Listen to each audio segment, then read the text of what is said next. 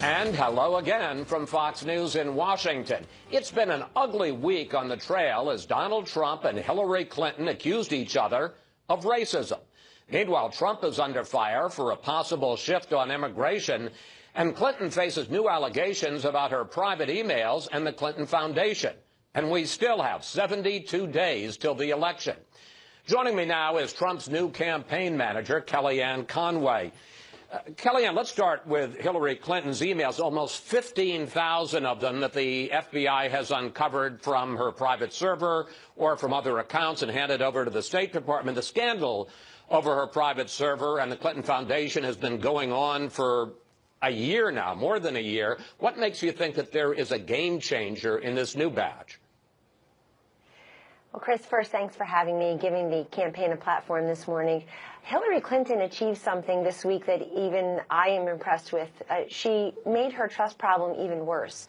And the new Quinnipiac poll out this week shows that 66% of Americans say that she is dishonest, 29% think she's honest. Those numbers have actually gotten worse since she announced her campaign over a year ago. And she's earned that dishonesty and that untrustworthiness because of the ever-growing scandalabra, the incidents that you just laid out, that even though she said she had turned over all the emails to the FBI as part of their investigation, it turns out she has not. And what Director Comey said last month, about her being reckless and careless, about things that she had said not turning out not to be true, the number of devices, the classified information, we see that there's still more happening. And what is really amazing to me, as put forth by ABC News last night in a report, laid out by the Associated Press this week. Chris, these aren't right-wing websites. This is the Associated Press and ABC showing Americans the revolving door between the State Department and the Clinton Foundation, and Americans have a right to be concerned. This is our State Department. This is our public entity. We don't want a straight line between the Clinton bank account, the State Department, the Clinton Foundation, and it shows Americans how she may do business if she were elected in the White House. All right, you've got your own issues with the Trump campaign. This week began with Donald Trump, appearing to back away from his pledge during the primaries that he was going to deport all 11 million illegals who are in this country. But by the end of the week, he seemed to be backing away from backing away. Here he is. There certainly can be a softening because we're not looking to hurt people. We want people. We have some great people in this country. I don't think it's a softening. I think it's... But 11 million people are no longer going to be deported. I've had people say it's a hardening, actually. But also they still have to leave the country. But there is no path to legalization unless they leave the country and come back. Kellyanne, please clear this up for me. Is Donald Trump saying that if someone has come into this country illegally, so they broke the law, but they have broken no laws since then, been in the country for 10 years, 20 years without breaking any other laws, is he still going to deport them or is he going to let them stay? So what he has said is very consistent, Chris. Number one, and this is important, the signature piece of his legislation and his campaign has always been build the wall. That has not changed. Build the wall. No amnesty. No citizenship. No more sanctuary cities. You know, the face of our campaign are people like Michelle and Julie and Laura and Agnes, these angel moms who stood with Donald Trump in different forms just this week, Chris, talking about their grievous losses, the loss of their children, all of whom were murdered by illegal immigrants who should not have been there. That's also part of Donald Trump's plan. But those who have committed a crime, you're out of here. If I may respectfully, if he said in the campaign, and he said it on the debate stage, I was there as one of the moderators, I'm going to set up a deportation force and all 11 million people who have come into this country illegally have to go. Do they or don't they? And what he has said now is that he will look at that, but he wants to look. The softening is more approach than policy, Chris. Because in the clip that you just played, you heard the words that followed it, that we need to have a fair and humane way of addressing the fact that 11 million, or we don't even know the number, 11 million or so, as it is estimated, illegal immigrants live among us. He wants to find a fair and humane way, and if you enforce the law and you deal with those agencies that already exist to enforce the law, then we'll see what we've got. I mean, nobody bothers to enforce the law. Washington always layers new laws on top of laws that don't work or aren't enforced to pretend to the American people that they're somehow being active on an issue. But I think it's important to look at the 5 or 6, 7 main tenets in his overall plan. I understand those, and I think you made them clear. I just want to be clear, though. What you seem to be saying is you're leaving the door open that President Trump would consider the possibility of giving people who have not committed more crimes to living in this country legally. What he has said is no legalization and no amnesty. He also said this week, Chris, that if you'll go back to your home country, and if you'd like to come back into the United States as an immigrant, you need to apply through the many different channels that allow people to apply for citizenship or entry into the United States legally. And so that's important. We all learned in kindergarten to stand in line to wait our turn. He is saying that as well. Now, the deportation force, I would like to address that.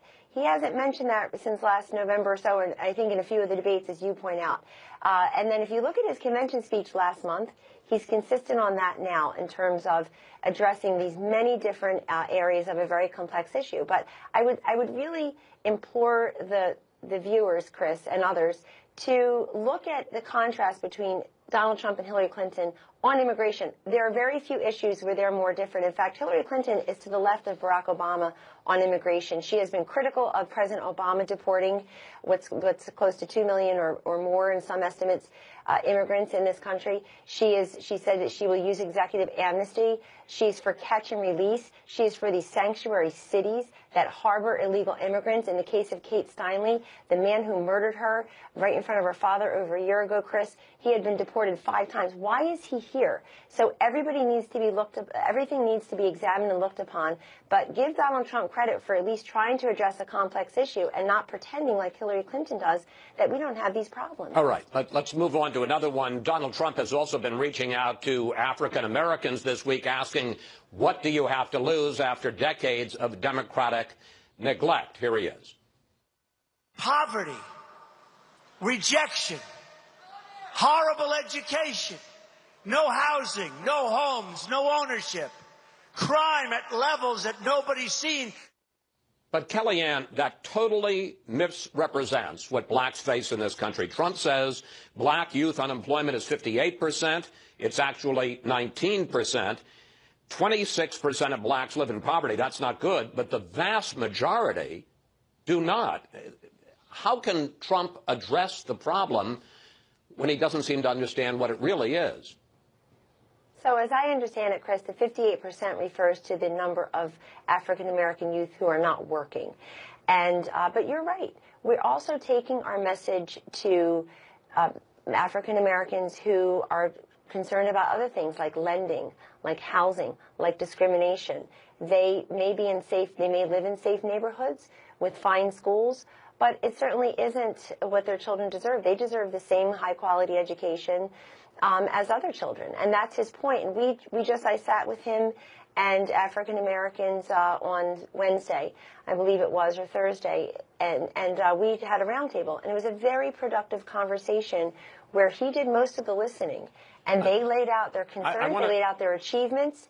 Yes. I don't mean to interrupt, but we are running out of time, and I want to pick up on exactly that. Trump has been running for president, though, Kellyanne, since June of 2015. That's 14 months. Question, how many times has he gone into an American inner city and held an event for a largely black audience? I don't know the answer, but I can tell you there are some. Let me just say, would you be surprised if the answer is none? Never?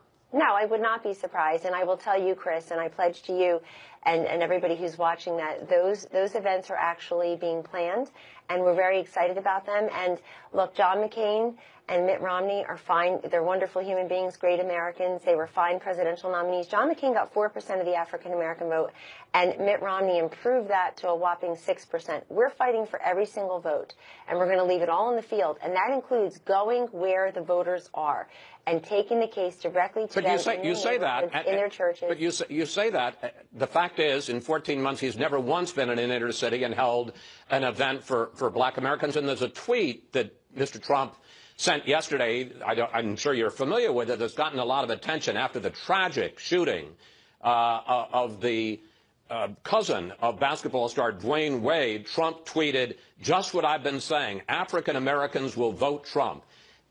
Do you think it's right to have that kind of a political response to a personal tragedy?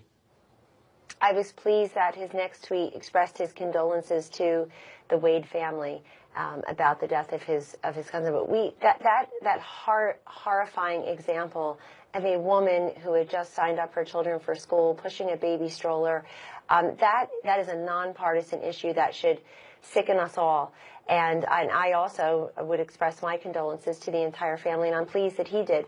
But Chris, I'm new to this post, and he's going to take this case right to people where they live. And that includes everyone. We're vying for every vote, every ethnicity, both genders, every age group. This is an American presidential election, and he is going to, I mean, look what Hillary Clinton did this week. My goodness, she missed another opportunity to deliver a speech about Obamacare, or energy, or infrastructure, or the economy, or ISIS. She went and she elevated personal insults into an art form. Well, let me ask you. Let me ask you about talking policy. Let me ask you about that, because Hillary Clinton, in the speech you're talking about, said that Donald Trump is taking hate groups mainstream. Here she is. Racists now call themselves racialists. White supremacists now call themselves white nationalists. The paranoid fringe now calls itself alt-right. But the hate burns just as bright. You say that she's making personal insults, but I mean, she does have a point. The new CEO of the campaign, I guess he's your boss, is Steve Bannon, who's the head of Breitbart News. And here are some of the headlines that Bannon has written on Breitbart. Birth control makes women unattractive and crazy. And would you rather your child had feminism or cancer? And he has called, Breitbart has called Bannon has called Breitbart the platform for the all-right. Question, this is the man Trump chose to run his campaign? Well, he chose me to manage his campaign, and I report directly to him. But I will say this. The idea that Hillary Clinton, who has been in public life for 30 years, gives a speech this week, Chris, about it was totally content-free, policy-free address about consultants is just remarkable to me. And I understand Hillary's campaign is now a hot mess. Revelation after revelation, the Clinton Foundation, the State Department, brand new reports just overnight. And it's reflected in the polls. There's a new poll this morning by Morning Consult showing that we cut her lead nationally from 6 points to 3 points in just a matter of 2 weeks. Why? Because people are uncomfortable voting for someone that they think is corrupt and rigged. I know she's trying to divert attention away from her campaign and her State Department email scandals, Clinton Foundation, foreign donations in the tens of millions of dollars by talking about consultants. But the fact is that the hot mess that has become the Hillary candidacy cannot escape the fact that a majority of Americans think she is corrupt and rigged, and they're not going to want that in their next president. Finally, I've got about 30 seconds left. There is a report that Donald Trump is going to be holding a debate prep session today at his golf course in New Jersey. One, is that true? And secondly, how is he preparing for debates? Are you having mock sessions? Is it true that Laura Ingraham is going to play Hillary Clinton? Is he cramming thick briefing books? Well, I'll be at lunch at Bedminster, and I'm sure we'll have a very lively conversation. Look, he's an unconventional candidate, and he's not going to prepare the way Hillary does, which is, you know, lock her in a room and cram her head with all these binders and get the Hollywood types that she raised gazillions of dollars with in fundraisers this week instead of standing with sanctuary city moms, you know, who lost their children. She was in Hollywood raising money. She'll have them helping her consult. He will be prepared for these debates. All of his policy prescriptions that he's putting out just in the last 2 weeks, Chris, on defeating radical Islamic terrorism, on middle-class tax relief, on law enforcement, on taking his case to the communities of color. But is he going to hold, just real quickly, is he going to hold mock debates? He may.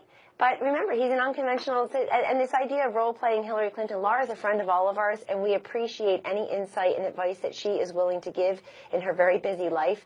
We take advice and we take counsel from many different people who have experience and mean to be helpful.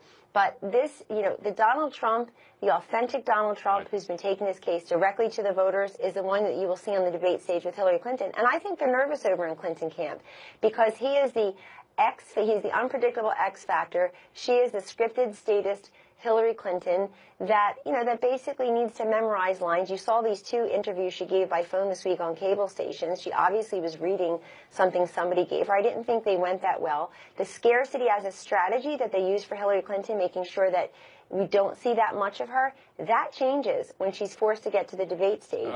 And so he will be preparing in a very different way. All right. We're going to leave it there. Kellyanne, thank you so much for coming on. Thanks for your time.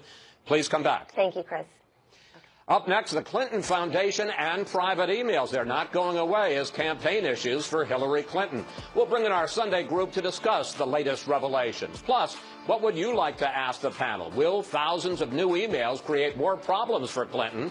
Or has the political damage already been done? Just go to Facebook or Twitter at Fox News Sunday. We may use your question on the air.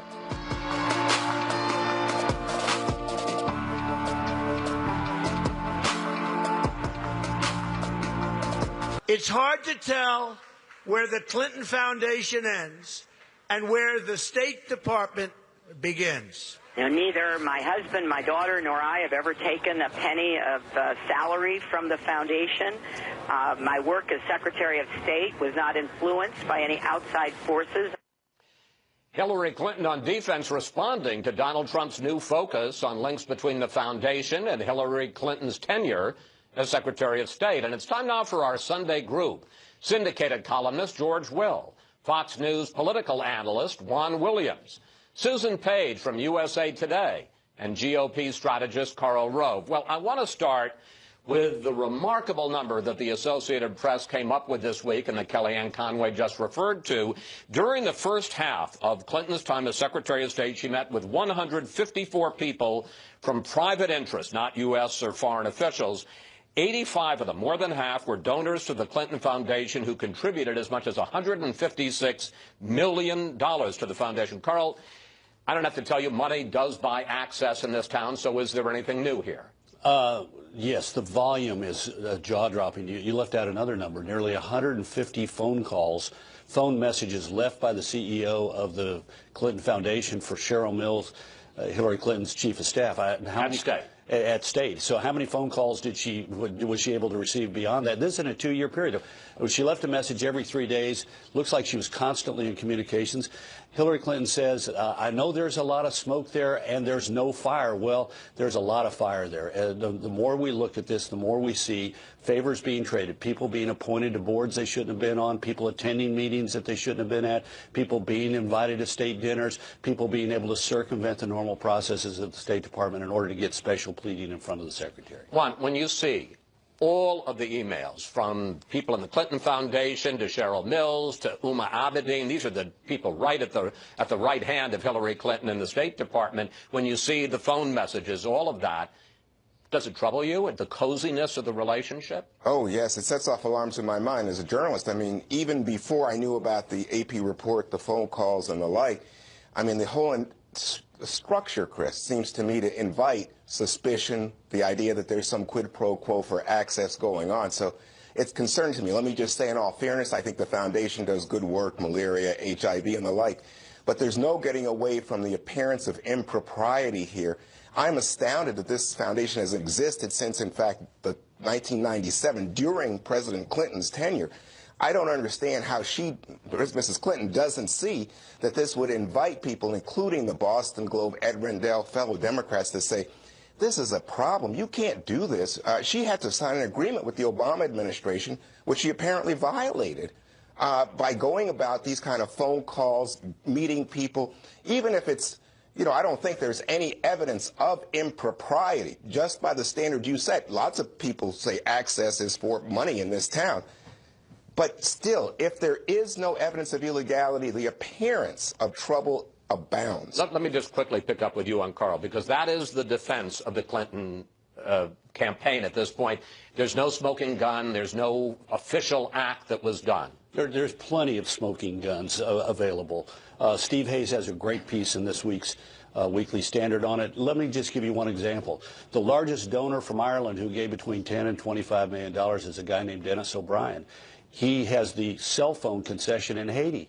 And when the earthquake happens, what happens? He ends up getting USAID grants. He participates in a $10 million grant for the development of mobile banking put together by USAID and the Gates Foundation. Then he starts partnering with USAID on education initiatives. In all the news releases, the amount of money the federal government is putting in is spelled out, but never is it spelled out what is being put in by him. And then Bill Clinton personally intercedes and arranges for the construction of a $45 million luxury hotel owned by him, works it out with Marriott to build the hotel, goes to a World Bank affiliate to get the money, and presides over the dedication ceremony. And he is the largest contributor from Ireland. Okay, let's switch to, because there was another revelation this week about Clinton and emails, and that's the fact that the FBI had apparently uncovered almost 15,000 new ones that we didn't know about, either from this supposedly wiped clean server or from other people's email accounts. And because of lawsuits, there's going to be a steady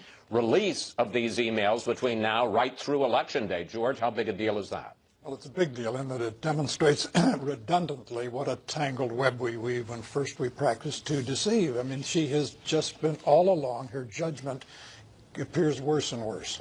Second, because this is all tangled up with the foundation, this really illustrates the Clintons' graspiness. That's a word that the Washington Post used in an editorial 15 years ago when the Clintons absconded with some of the White House furniture. So we've been down this before. The question is this a big deal electorally? I've got my doubts. I'm not sure how many people have made up their minds already and remain to be persuaded. Voting begins in this country on September 23rd, so it's coming up on us and fast, and that'll be North South Dakota and, I think, Minnesota. The five of us are peculiar people. We're really interested in all the details of this. 30% of Americans can name their 2 senators. A majority of Americans can't name the 3 branches of government.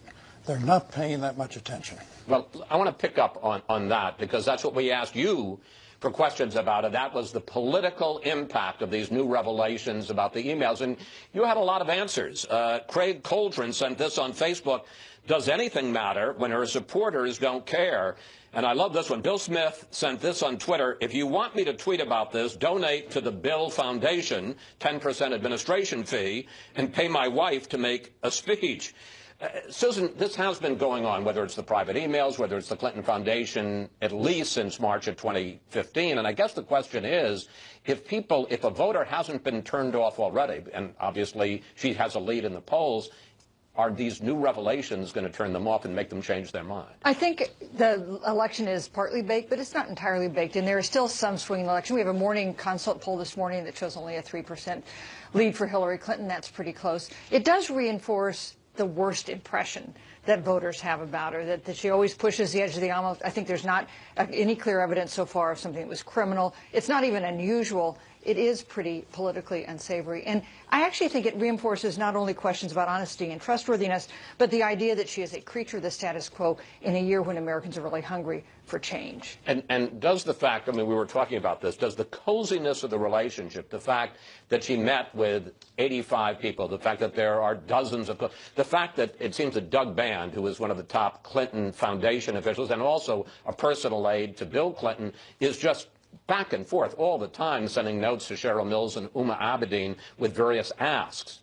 Pretty cozy, pretty predictable. I mean, these were concerns that were raised at the point she was being confirmed as Secretary of State. And what is, I think, perhaps quite surprising is she didn't do more to address this way in which Washington works. You ask any elected official if they take a call from a big donor or are willing to meet with a big donor, and they'll say yes, but it is entirely, you could entirely have predicted that she would be in this place in this presidential election if she proceeded the way she did. All right, panel, we have to take a break here, but we'll see you a little later. Up next, the Libertarian Party's presidential nominee, Governor Gary Johnson, who's at almost 10% in the polls and says he's going to play a big role in November. Plus, what do you think? Does Johnson have a shot at swinging the election? Let me know on Facebook or Twitter at Fox News Sunday. And use the hashtag FNS100 years. Well, he's the former Republican governor of New Mexico and now the Libertarian Party's presidential nominee, who says he has a path to victory in this election. Joining us now, Gary Johnson. Governor, welcome to Fox News Sunday. Chris, thanks. Your campaign manager says you have a two-part strategy to win the White House. The first part is that you have to get on that stage for the presidential debate starting September 26th. In the Real Clear Politics average of recent polls, you're at 8%. So you need to reach 15% to get on the stage. Would you agree that if you don't get into the debates, it's game over? Winning the election, yes, I would say game over, winning the election. But the Presidential Debate Commission has identified 5 polls. We're at 10% flat on those 5 polls, and that's an increase, really, of probably about 4% consensus over the last 6 or 7 weeks. So we're optimistic that we're going to actually get into the debates. We're spending money right now in many states. In 5 states right now, I'm at 16%. So I'm just really optimistic. Okay, so now you get in the debate stage, and now this brings us to phase 2. Which is, as I understand it, is to keep both Clinton and Trump from reaching the majority of 270 electoral votes to be elected president, throw the race into the House of Representatives where you say that you could win, and in that case, each state gets 1 vote, that you could win on a second ballot. How does that happen? Well, the object is to win outright, and it's not impossible that if we go into the presidential debates with the polarization of Clinton and Trump, that we might actually run the table on all this. And I'm talking about me and Bill Weld, 2 former Republican governors re-elected in heavily Democrat states. Bill Weld, former governor of Massachusetts. Yeah, I don't think there's any arguing that we did make differences in our state, being fiscally conservative, socially inclusive. I'll add to that we're really skeptical about intervening militarily to achieve regime change that I think has resulted in a less safe world. So I think that we represent about 60% of Americans with that philosophical belief. So let's get into that, because you say the key to your candidacy is that people sit down and compare you to Clinton and Trump on the issues, they're going to pick you. So let's do a lightning round. Quick questions, quick answers on a variety of issues. International trade. Free trade, supporting IPP. It's a good thing. Free trade, more jobs. TTP. The TPP. The Pacific Trade Deal. Yes. We're the only ones that support it. Immigration. Make it as easy as possible to come into this country and work. To be able to get a work visa should entail a background check and a Social Security card. Don't build a wall across the border. These are hard-working individuals that are taking jobs that U.S. citizens don't want. What about the 11 million people, and that's just an arbitrary number, but the millions of people who are already in this country illegally? Complete misunderstanding of why they're here in the first place. The reason they're here in the first place is you cannot get a work visa to come into this country and work, and they're hardworking, cream of the crop when it comes to workers. So you or I, in that same position where jobs exist in the United States that U.S. citizens don't want, you or I would be crossing illegally to take those jobs just like they are. You would give them amnesty? I would set up where they could come in the door, get a work visa, as long as they've been law-abiding. With regard to citizenship, there needs to be a pathway to citizenship. Look, with regard to those that are in the country that are undocumented, they're not going to jump the line, but that's part of comprehensive immigration reform that Bill Weld and I think we can bring Democrats and Republicans to the table over. Look, Hillary or Clinton, isn't the polarization in Congress going to be greater than ever? Does anybody believe that anything is going to get better in Congress? Our pitch is the third alternative, which is a couple of libertarians in the middle, hiring a bipartisan administration, everybody libertarian-leaning, but I think you could make a case that that third scenario might work. I want to drill down on a couple of issues. You want to cut spending by 20%, you say. Which is balancing the federal budget. And you call for eliminating these departments, the IRS, Commerce, Education, the FDA, DEA, Drug Enforcement, and the National Security Agency.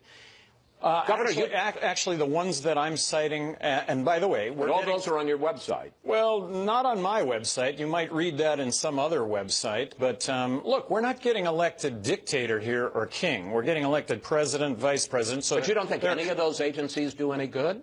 Well, in the case of education, in the case of commerce, and there are some vital functions in these agencies, but do they require an entire agency? I don't think so. But education, commerce, housing and urban development, Homeland Security. Why is Homeland Security an agency unto itself? Shouldn't it be a part of the FBI? Those are the ones that I am advocating out of the chute. Then there are taxes. You want to eliminate the federal income tax. You want to eliminate the federal corporate tax and replace them with a consumption tax, a national sales tax.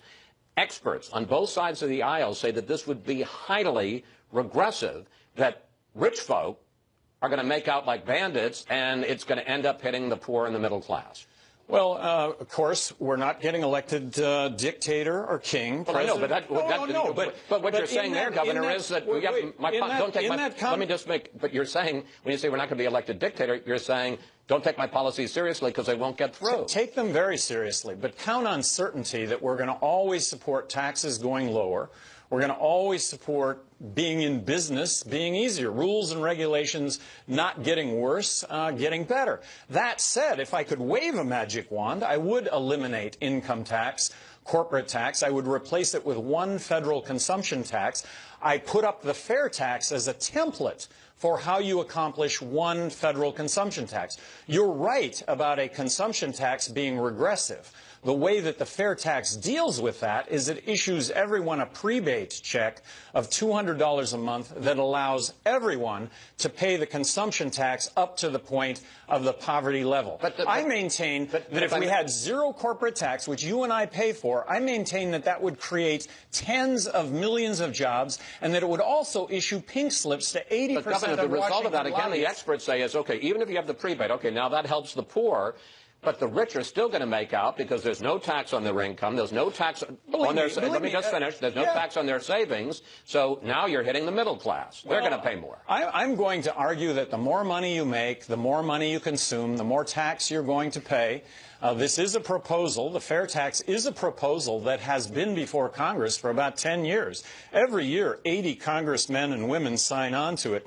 So it's been pretty well vetted out there. Okay. I want to switch to foreign policy. You say you are a non-interventionist.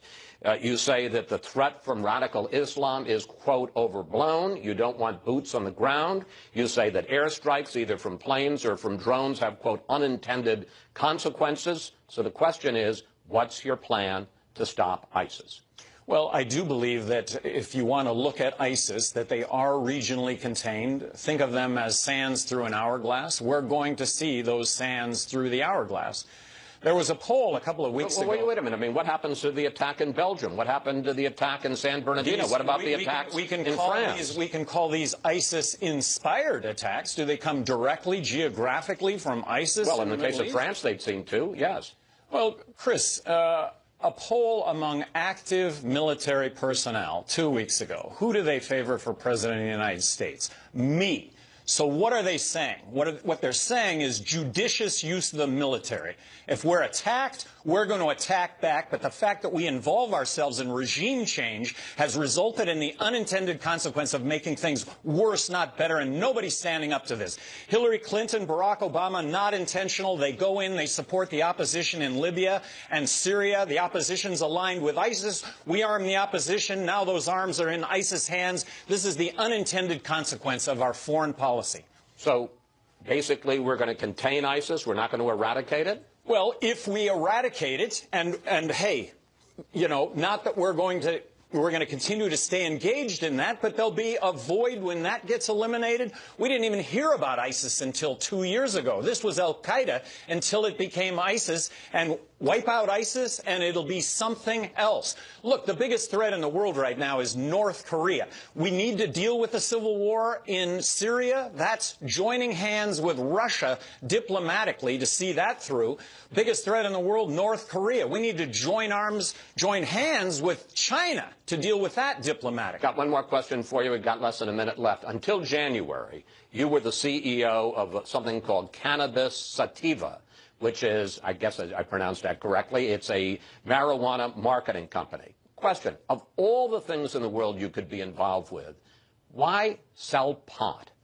Well, in this case, marijuana products, which directly compete with legal prescription drugs on the medical front, don't kill anybody. Not one documented death, and yet these drugs do, marijuana, cannabis, does compete, does provide that relief. So it seems to me that there needs to be research and development in this area that can't currently happen because marijuana is listed as a Class 1 narcotic. As President of the United States, I would delist marijuana as a Class 1 narcotic. This is going to be an issue that is left up to the states, just like alcohol. And then on the recreational side of this, Chris, I have always believed that legalizing marijuana will lead to less overall substance abuse because it's so much safer than everything else that's out there, starting with alcohol. Governor Johnson, thank you. Chris, thank you. Thanks for coming in. You know how crazy this election cycle is. I might be the next president. You know that, right? Well, and I hope you'll give me your first interview in the White House. There we go. There we go. Safe travels in the campaign trail, Thank you very much. Appreciate the opportunity to be here. Up next, we'll bring back our Sunday group to discuss Donald Trump's move to broaden his base and his changing rhetoric on deportation. Here for 15 or 20 years and throw them and the family out. It's so tough, Mr. Trump. I mean, I have it all the time. It's a very, very hard thing. Donald Trump opening the door this week to possibly moving more to the center on immigration policy. And we're back now with the panel. Carl, it's been fascinating to watch Trump this week on this issue. First, he said there was a softening. Then by the end of the week, he said there's a hardening. Is his opening the door to possibly softening on the idea of deporting all 11 million people in this country illegally, is that good politics? Well, it's good general election politics, but also this is not the first time he did it. You know, there's continual confusion about where he is on this issue, but I remind you, last year he said, I'm going to build the wall. And then he said, I'm going to build the wall and we're going to put a big, beautiful door in it so that they can come back, leaving the impression that all you had to do was do what's called touchback. This is Senator Kay Hutchison's proposal in 2006 and 7. You know, if you're here illegally, you got to go back and touch back. So this is not the first time he's brought this up. But look, we got confusion. Does he want to deport people or not? Does he want to have a touchback or not? And does he support some form of legal status for these individuals?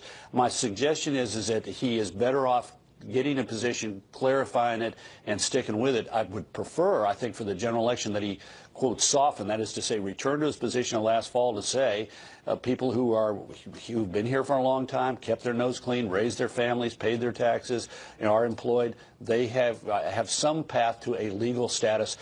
They'll contrast it with Jeb Bush and say that sort of sounds like where Jeb Bush was, but frankly, that's where he sort of was last year and was again there temporarily this week. Susan, let me pick up on that with you because there are two aspects of this. One is the fact that he's been having this debate in public, and you had the Hannity town hall, you had the interview with Anderson Cooper. He has seemed it's been a moving target. Is that the right way to handle this, or as Carl suggested, he just come up with a position and stick to it? And is this about actually trying to win Hispanic votes, or is this about trying to get that white, Republican, moderate, suburban woman who is worried that he's a racist? Yeah, 72 days before the election, he is debating with himself about his stance on the signature issue that launched his campaign. I think that's quite extraordinary. It raises concerns among his core supporters who are worried he's moving away from the hard line that was appealing to them initially. And I think it's less than persuasive to the voters he's reaching out to. I spent yesterday in the Philadelphia suburbs talking to white suburban reporters who are very much in flux in this election, and they are quite concerned about whether Donald Trump is intolerant, and they are unpersuaded by this public debate that's been going on for a week or so. So he's getting the worst of both worlds. That's right. He's not persuading the people in the middle that he needs to get back, and it seems to me he is raising concerns among people on the right who think that a hard line on immigration is the most powerful position he has taken, the one that got them to support him in the first place. Then we had Trump reaching out to African-American voters, asking them, what do you have to lose after decades of Democratic neglect? And then he said this. Hillary Clinton is a bigot who sees people of color only as votes, not as human beings worthy of a better future. Juan, we had this remarkable moment in my interview with Kellyanne Conway where I presented to her the fact that Donald Trump, and he's been 14 months into this campaign, has not held a single event in an American inner city devoted to a largely African-American community. The campaign is talking about now they're going to start going into the inner city. Dr. Ben Carson is going to be his escort, if you will, into those parts of America. How's that going to play?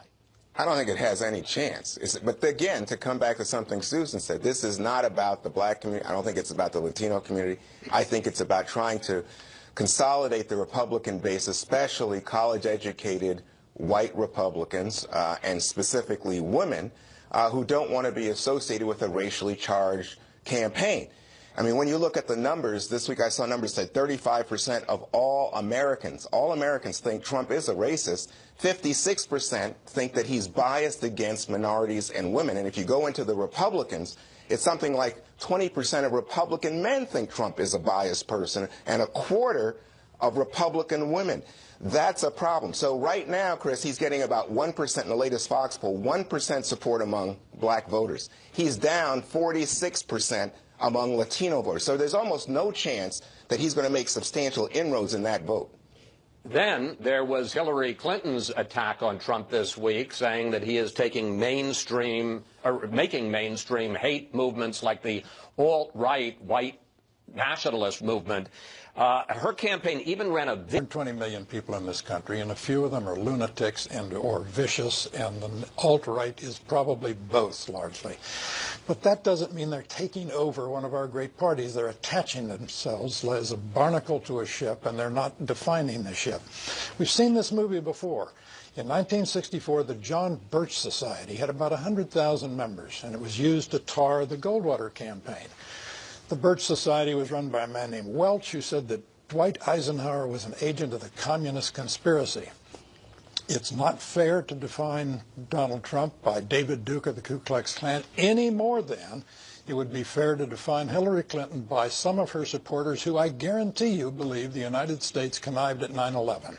They're nuts on both sides of this Sunday. But, George, when you see Paul Ryan, the Speaker of the House, say that Donald Trump has engaged in textbook racism in what he had to say about Judge Curiel, unable to be a judge because of his Mexican heritage, I think that's a little bit noxious. Yeah, but this week, you got 15 seconds. This week, at a fundraiser, Cher stood up and said Donald Trump reminds her of Adolf Hitler, Stalin, is a racist, insane, and a lunatic. And Hillary Clinton said, "We're so excited that Cher is with us tonight." Well, she always was a Cher fan. There we gotta go. Thank you, Paddle. See you next Sunday.